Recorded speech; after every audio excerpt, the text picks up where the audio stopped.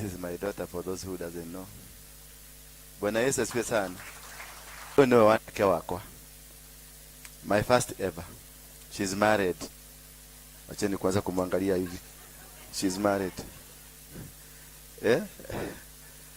And I love her. And I normally encourage her. Namwambia, you are going far.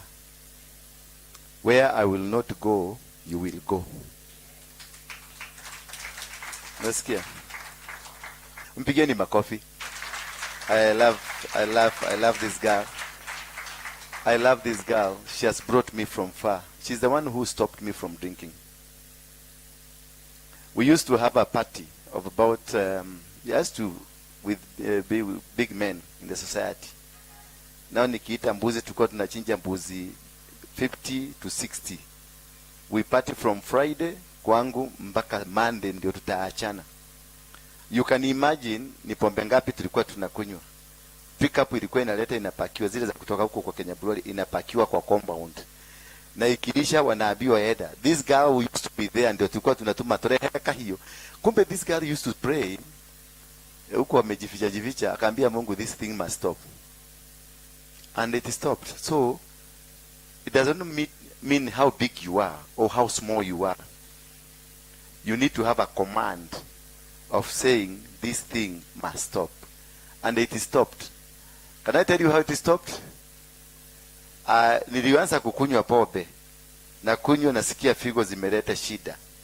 Nikikunywa nasikia maini imeleta shida. Kila kitu yangu ilikuwa inaleta shida, complication. Nikikunywa tu, nikitest macho yangu inaanza kupotea. Bwana Yesu asifiwe sana. Kama kuna nyumba hii kuna mlevi, figo zake zianze kukataa. Bwana Yesu asifiwe sana. Maini yake ianze kukataa. Mimi saizi hata nikipitia mahali kuna nuka pombe, nasikiaga ninaumwa na kila mahali. Kumbe nilikuwa na kamchai kwa nyumba. Mwenye alifuka. So I was not told to stop. I stopped myself. When there is a command, there is a voice of God in your house, in your life, things will just work. You need that command. You need that voice of God. You need that God and say, from today, nimekataa. I've been listening to her. Na nasikia, where are you going?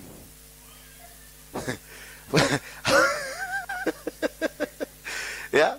And she said that when you say no, today, from today, I have stopped. This must come to an end. It will come to an end. Bwana Yesu asifiwe sana. She said on my behalf that this must stop. Na unajua mimi nilikuwa nani? So she knew coming to me, this is the issue. Itakuwa issue kwa nyumba. So what she did, she reported me to my boss. And my boss is God. So report your case to God. Don't report your case to man. Bwana Yesu asifiwe sana. If you report your case to God, God will do it. God will make sure that this has happened because you understand it. Naweza kukudhulumu kwa sababu mimi ni Waruinge. Na ushindwe kunipeleka polisi nikwambie go to any police you want. Enda useme. Bwana Yesu asifiwe sana. But if you report to me, both of us will be summoned by our boss and be told where rudisha vitu za wenyewe. That issue that is disturbing you, report it to heaven. Do not report it to me. Do not worship me. I'm just but a vessel used by God. Bwana Yesu asifiwe sana. Lakini if you are coming here because lazima uguzwe na apostle, lazima uone, lazima mpaka sasa maasha ukisema mimi apostle alisema nikuje. As apostle niambia saa 3 lazima nikuje ni muone. Then you didn't come for God. You came for apostle. Bwana Yesu asifiwe sana. You came for the apostle. Stop coming for apostle. Coming for the God that is using apostle. Bwana Yesu asifiwe sana. The God that delivered me. The God that uses me. That is the God you must pursue, because if you are seeing greatness in me, then it is not me, it is the God that is using me. So strive to look for that God where he is found. And the moment you find that God where he is found, you will be able to stand the way this God wants you to be, because the connection does not come from me, it comes from God. Bwana Yesu asifiwe sana. So whether I touch you or don't touch you, if you are not respecting my God, whatever I do to you, it will not work. Because the blessing will come from you to you because of you having respected my God. You having kutambua, umetambua huyo Mungu. Kayosho de enake, osho nuedera atabura. Bwana asifiwe sana. Lakini ukitambua mimi na Mungu wangu utake kumutambua, basi you are not working, because I'm getting the source of what I have. It's from God. It is not from me. So if unanitambua kwa kuliko yeye, basi hata yeye ataniondokea, atasema basi doge tuone. So nyinyi ndio mnauaga wachungaji. Sema mimi nimeua wachungaji wangapi? Kila mtu aseme ameua wangapi. Umeua wangapi? Wale ulikuwa na worship unasema akiniguza aliokigo kemwe tu na kaine yako koigwa. Areka gukoigwa niki? Baba ito. We mwega. Ndona juere no irathi gitukaga. Ni aje gutuka buraki kamwe kamwe. Yes, thank you. Nataka kukaribisha wale watu wote wanatutazama kutoka nje kule majuu, kutoka Amerika, kutoka Germany, kutoka Finland, kutoka Italy, kutoka Gulf yote, Australia. I want to thank you for joining us in this service. Bwana Yesu asifiwe sana. Ambia mwenzako, make your God known. Yes. If you make your God known, you will win every battle. Because that is all what he's asking us. If you diligently obey the voice of your God. Diligently. Let's go together with me, the book of Job, the first chapter of Job. To tell your neighbor, discovering your purpose. Yes.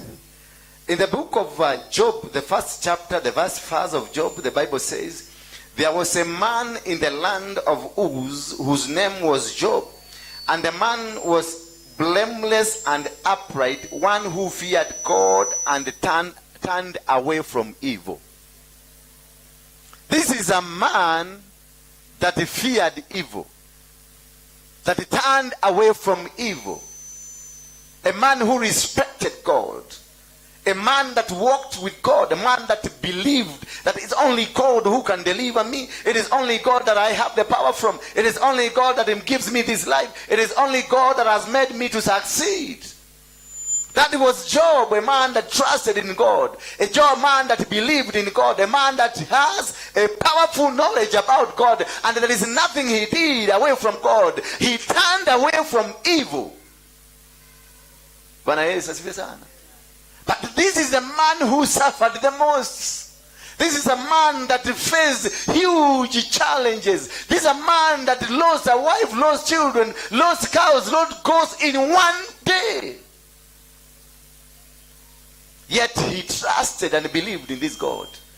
Yet he believed. I remember us reading this Bible, this book, and there's a place I found that he said, even God, even if you left me, I'm not going to leave you. I'm going to walk with you. Even if everything refuses to work, I'm still going to be with you. I'm still going to stand and do the will that you have projected unto me. He's a man who turned away from evil.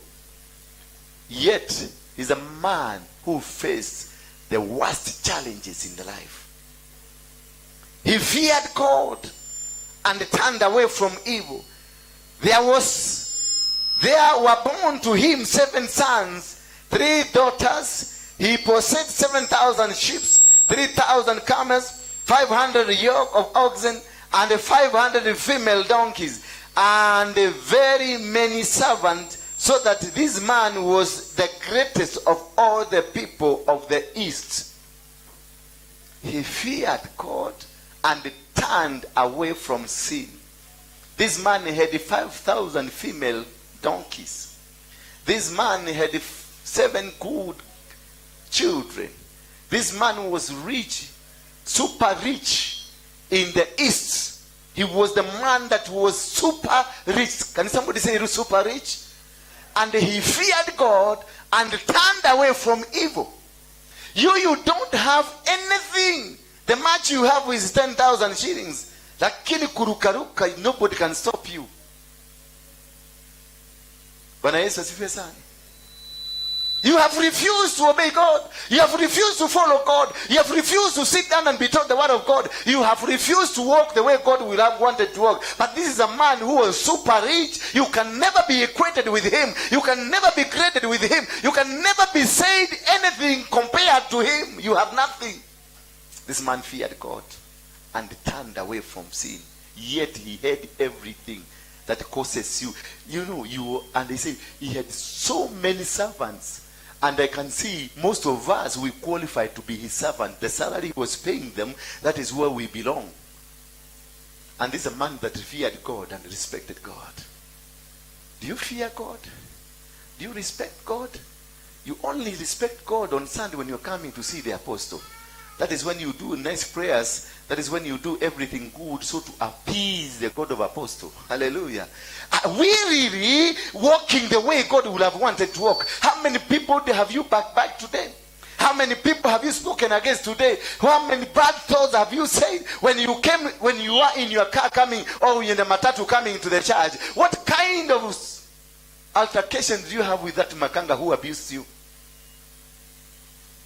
How many people have you found in your plot? They are suffering. They don't have food, and you have a lot of food stuff in your fridge, and you cannot give out. How many people have you ever stood to help? How many people have you ever just stood on your way and unawasaidia na uko na gari mzuri na ni wewe peke yako unaendesha? You have 4 more seats or 3 more seats, but you cannot accommodate because this person is dirty and is stinking. This man feared God. This man turned away from evil. This man respected God. Yet God had given him everything. A reason for him to fear God. Because he knew this God that has given me cows, this God that has given me camels, this God that has given me donkey, this God that has given me wealth, this God that has blessed me to this level. This is the God I want to live for. This is the God I want to work for. This is a God that I want to appreciate. This is a God I want to be connected to. Wewe hata hauna kitu. Wewe hata hauna kitu. But mchana tuko, you are okay, but usiku unaruka kama kaswara. Masengenyo haitokangi kwa mdomo. Noge muona. Never kilete kuyo negedo kiafitire. That's alone disqualifies you from being a son of God. Bwana Yesu asifiwe sana. Tell your neighbor, we must change. And knowing the God that has given you is the beginning of discovering your purpose.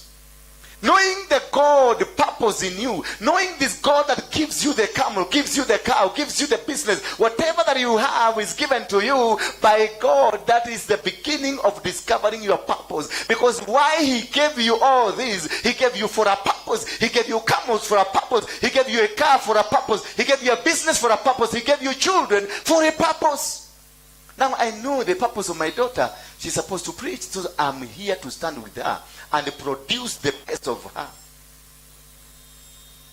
Bwana Yesu asifiwe sana. So knowing, for you to begin to know, to understand the reason why you exist, why you are on earth, it's looking around and see what you possess. Bwana Yesu asifiwe sana. The whatever that you possess, if you have a car, that is the beginning of your wisdom to understand the purpose of God in you. If you have a shamba, that's the beginning of the wisdom to understand why God created me. If you are in a leadership, that is the beginning of the wisdom of understanding why am I in this position. If you're a pastor, that's the beginning, the first wisdom that you need to have to understand the purpose why God brought you to this church. That is, once you become a pastor in this church, that's the beginning of understanding the purpose of God in you. If you are a choir master, that's the beginning of your purpose, to knowing the purpose of God in you. If you are a makanga, that is, that you start discovering this is the purpose, a makanga, and now you start gauging to ask yourself, did God create me a makanga? Bwana Yesu asifiwe sana. The source of your purpose is known by what God has given you. Because so many of you, you have the link, you have the vision, you have something that you can see from far. It is coming. When Abraham was being blessed, he was not told to just look where he was. God asked him to see far. See where the heavens are touching the ground. That is why he told him. He never considered the blessing to where he was. He considered the blessing of Abraham to the distance, the far away distance. Because your purpose with God is not a limited purpose, but a long distance purpose that is endless. The love of God is infinity. The love of God is unending. If God decides to bless you, he will bless you abundantly, and you're not going to lose anything. God is going to bless you with everything. If he says that you're going to own an estate, God is not a liar. He's going to give you the estate. He told Abraham, see, today I have blessed you. You become a father of the nation. Until today, Abraham is the father of the nations. The father of faith. Until today, Abraham is still a king. Until today, the children of Abraham, they are still blessed, where I am connect myself to the Abrahamic blessing, and that is why I have been able to succeed. That is why I have been able to win my battles. That's why I'm able, because I win the battles based on what was given to my grandfather, that is Abraham. Praise be the name of God. And when Isaac was told by God to go, when Isaac was planning to go to Egypt, because in their land there was drought and there was no food. So Isaac decided to go to Egypt to go and do some cultivation there. But God told him, you are not going to Egypt. He told him, go back. And the way God is telling him to go back is a land that had a drought of 3 years, and they were in the process of another 3 years drought. There was no sign of life. There was no sign of anything in that land. But God took him back. He told him, go back there. And he went back. Praise be the name of God. Why? Because God knew in himself that I have blessed your father Abraham, so the blessings that I have given to your father must trickle down to you, and it must be seen by everybody that your father Abraham is a blessed man. Therefore, the blessing must trickle down to the children. Do you have a blessing that can trickle down to your children? Do you enjoy the blessing, the trappings of your father? Do you enjoy the trappings and the blessings of your grandfather? If no, there's a curse that is operating in you. Isaac was told, in Genesis 24, Isaac was told by God, go back. You're not going to Egypt. You're going back. And he went back. And the land he went, the land is called Ai. He started cultivating. He raised an altar there and sacrificed. Once he did it, he activated the blessings of his father. And immediately he commanded the whole village that now we want to cultivate, we want to plant. And they started, they had him planning to plant, they came and laughed at him, because they know this is dry and there will be nothing, and nothing will come out of this land. They knew for sure there is nothing that is going to come. That is how your enemies are. They know for sure in you there is nothing. In you are not going to succeed. Even if you try to go to America, even if you try to go to Egypt, even if you try to go anywhere in the world, you're not going to succeed. They know that you are dry, but the God in you knows there is a seed in you that will germinate. In you there is a seed that is going to germinate. But because you are blind, because you don't know the word, because you don't understand, you don't want to sit down to be taught, that is why you are vague and fake.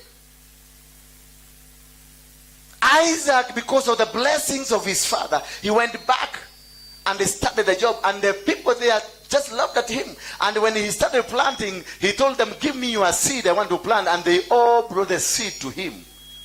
That is how God is going to disarm your friends and enemies that are around you, the people you think they are good to you, but they are not good to you. Then Isaac, in the midst of the storm that you are in, God is going to disarm your enemies for you to be empowered. Hallelujah. God is going to bring down everything that can oppose you, because Isaac was going to be blessed, the blessings of his father. So God did one thing to disarm the people who can be of opposition to him. And he brought the drought. That's why I'm telling you, the situation you are in is a situation planted there by God. It's a situation put there by God so that it can be used to disarm those who want to kill you. Hello? I hope you understood that. That Isaac, when he went back, he told these people, I want to plant. And they came because he had some money. He told them, I want to buy your seeds. All of them brought the seed to him. Every person brought the seed because they knew this man is wasting, but we have seed we cannot eat. Let it give to this foolish man. We take his money away from him. And they bought everything and ate the money, but the seed remained with Isaac. And when the season came for planting, it is only Isaac who had the seed to plant. It is only Isaac who had what is supposed to be done. And he did it. He went and planted. In the dry season, they will come and sit somewhere to watch him as he's doing, to look at him as he's doing, and they will laugh at him. In him, God was disarming all those people that they will be possible future disturbances. The disease you have now, the situation you are in now, it is not meant to destroy you.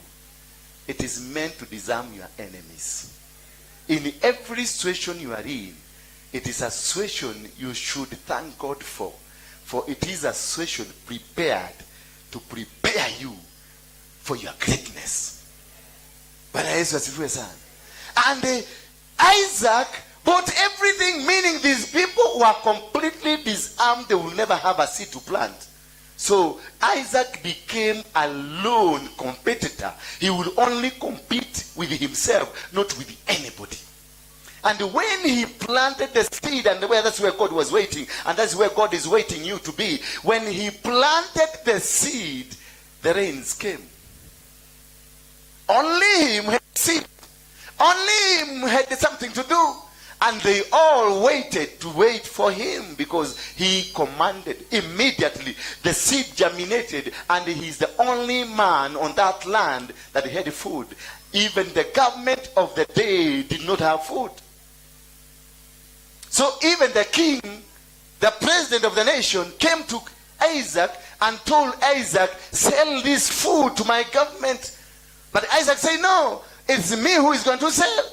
The Bible says in chapter number 24 that Isaac became rich from a desert situation. Isaac became rich from a desert situation.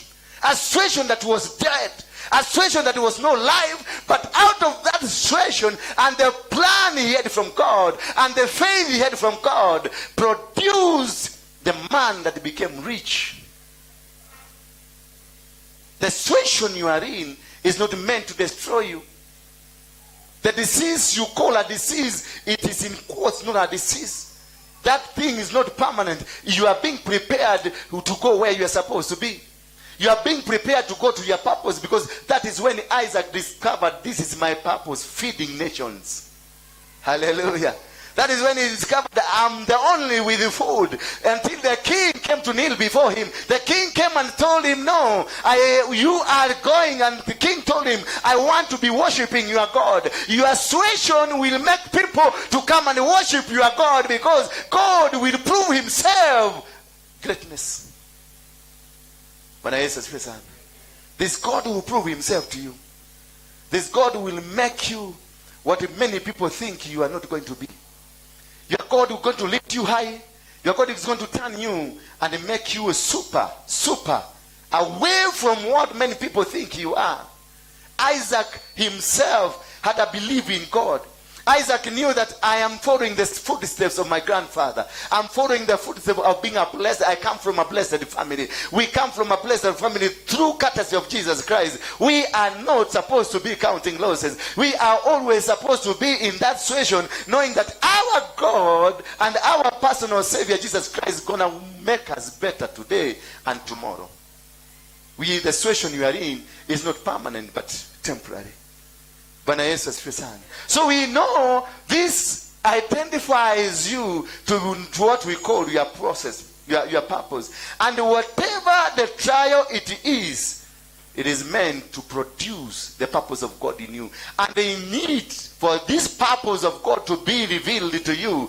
The purpose of God and the trials that comes with it are meant to improve you. Bwana Yesu asifiwe sana. That disease you are in, that difficult situation you are in, that poverty state that you are in is meant to improve your status. It is meant to improve how you think, how you see things, and how you relate with people. There are people here have been anointed, are multi-billionaires, but before you get into that, you taste poverty, so that when you will grow, you will be able to remember there is poor people who need to be assisted. So this situation that you are in, that trial that you are going through, is meant to do what? To improve you and refine you to produce the right person for the right purpose, for the right reason, for the right season, and for the right moment in the right place. Otherwise, without being improved, being tried, you cannot be improved. You must be tried for you to be improved. And number two, you have to be built. The trials are meant to build you. I started the church. Tukaanza hapa kanisa, everybody, all the pastors in Nairobi. Wengine walikuja hapa, wakaniambia kuna mahali unaenda. Hapa wakiwa wakali, walikuwa wameniambia niwapatie kila mtu 10,000 ndio waniachilie neema na waniachilie anointing ya kuhubiri. Walikuwa na marafiki za koki. They came here. They were sat here.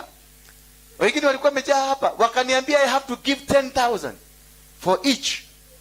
Wewe ni mtu tajiri sana, mpatie kila mmoja. Nikamuuliza ni ya nini? Ndio tukupatie madhabahu ya Nairobi. Nikawaambia hakuna kitu. Na kwanza nikiwa hapa kwa madhabahu, Bwana akanizungumzia, akaniambia wapige touch. Nikashika kasichana kamoja hapa, nikawa touch. Toto tukaanguka chini. Sasa kale kamoja kaliangukia, pasta moja alikuwa amekuja ukashika hivi. Akaanguka, ulikuwa huko hapo siku hiyo. Akaanguka huyo mama na ni bishop. Akaagusa mabishop wengine wote. Wakasema hiyo kanisa tutaenda, huyo pasta na kuna madharau na sisi, anaagusha wachungaji. God was building me because I was in a rush to become big the way I was big, but God told me that you must start from the foundation, rising up. It was a bit painful. Nikikuja na motorbike hapa, nashuka, sikuwa nashukia hapa, nashukia huko. Alafu nakuja nikitembea hivi, nasema nimeacha gari ikioshwa pale. Alafu usiku na ngoja paka kusikikuwa usiku. Na tena napandia, si wa motorbike wamesimama hapa. Ni wale wako wanapita, wale wa barabara unasimamisha. Na unaruka cha, na namwambia leta helmet. Na vaa helmet. Bwana Yesu asifiwe sana. That's how God will build you. More especially if you got the purpose of God in you. Tell your neighbor what I'm going through, I'm being built.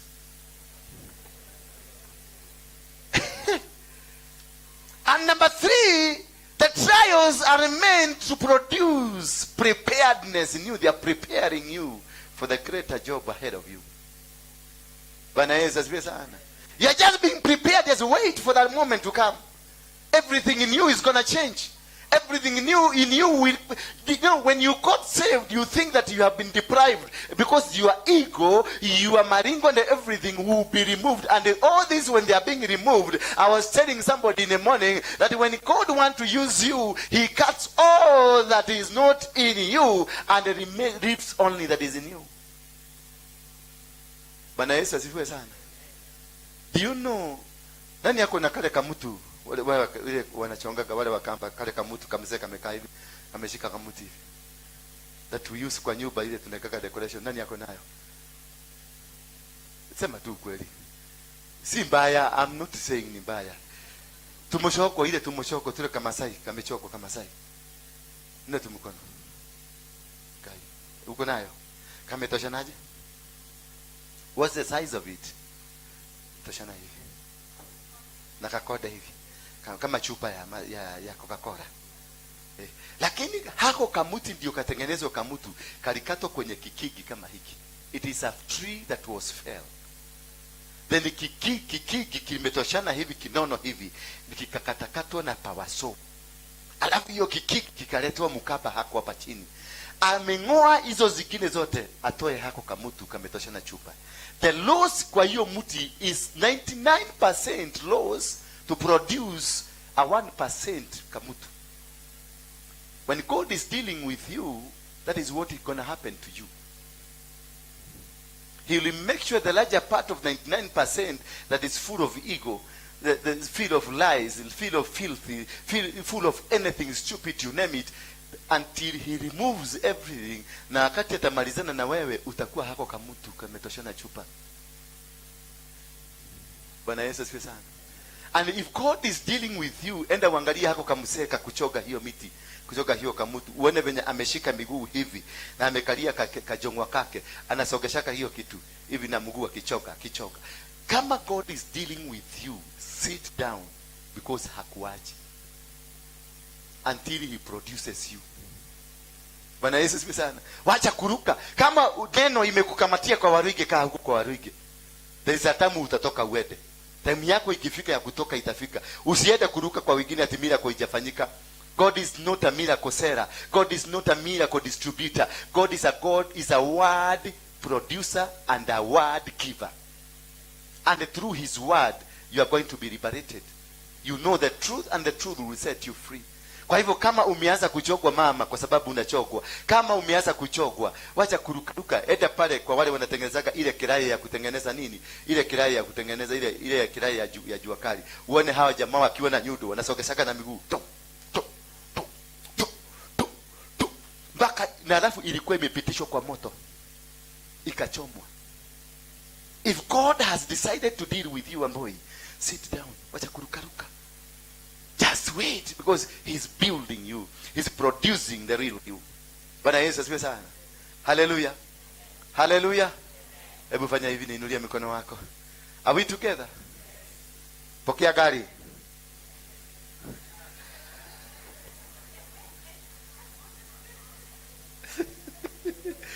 God is preparing you for the job that is ahead. I was telling somebody yesterday, because niko na committee ile inatengeneza mkutano ya Muranga.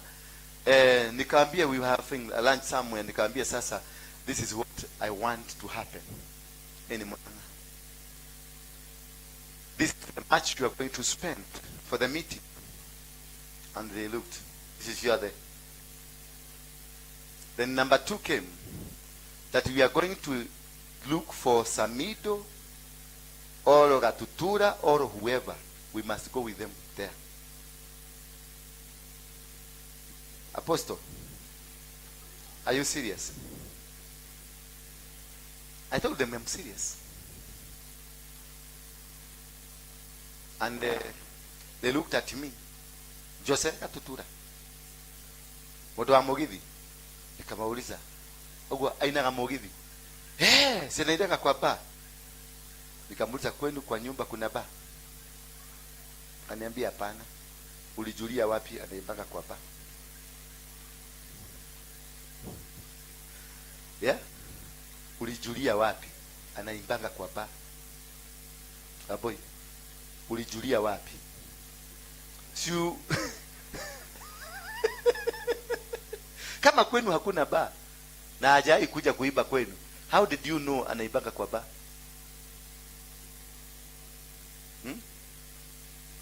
Bwana Yesu asifiwe sana. Me, I was not called for the good people. The good ones are huko PCA na Agirikani na huko kwingine, wale wanakutulia huko kwa mtaratara. Mimi nataka wakora like you. Majambazi kama wewe.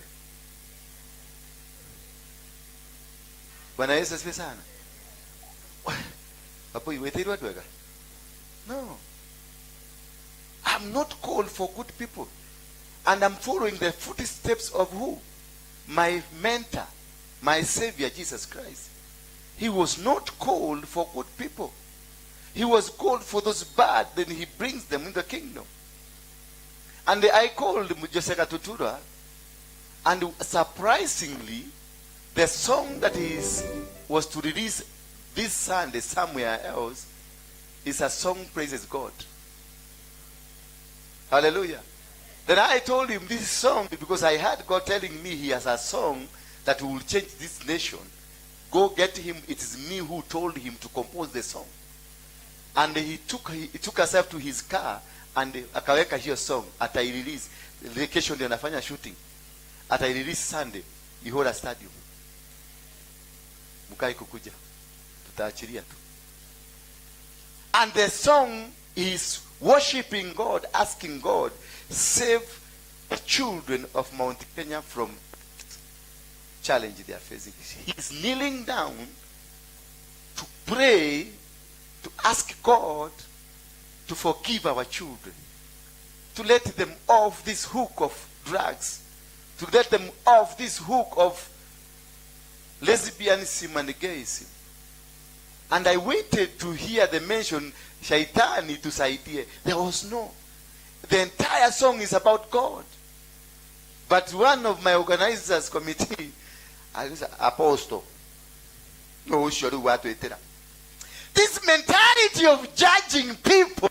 If Harrison Nganga judged me, would I be preaching?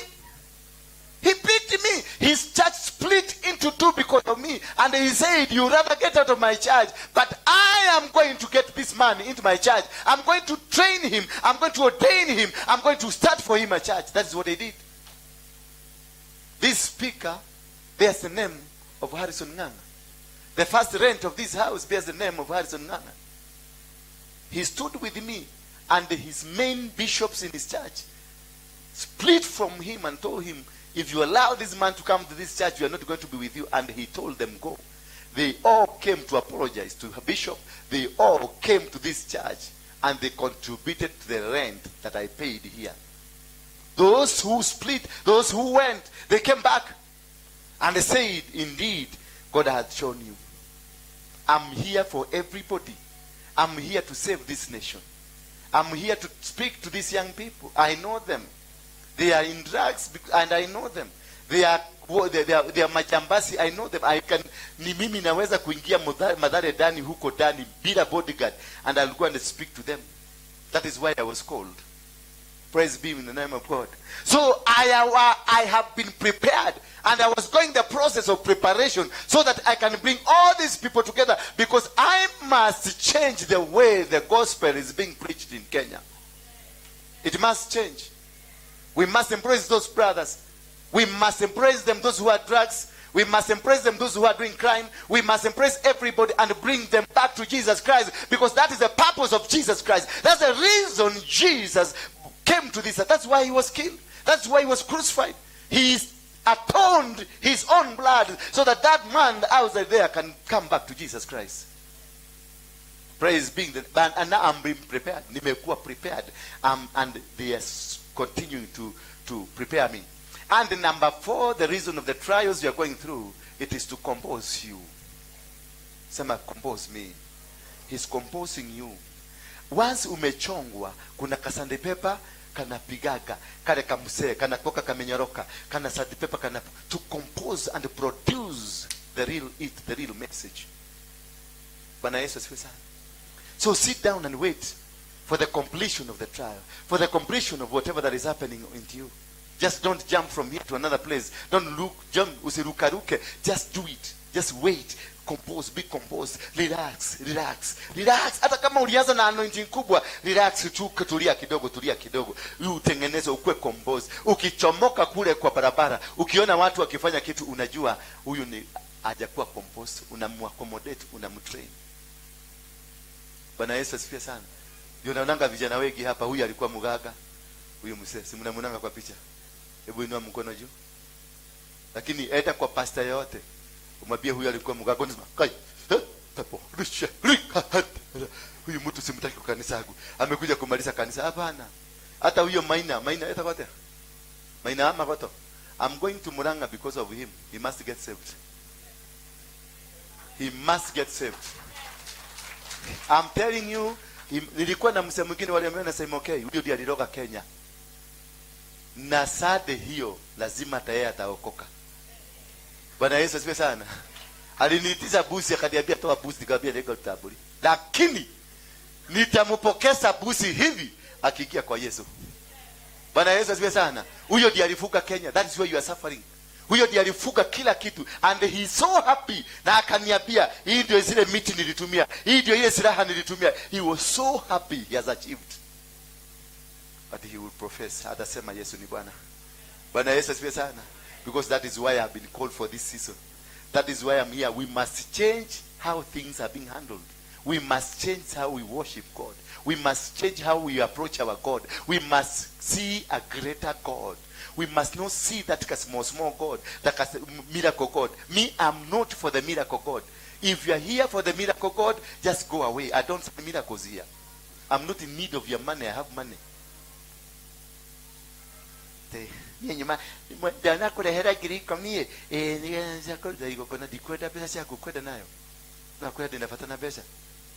I want you to see my God. Before your money, see my God first.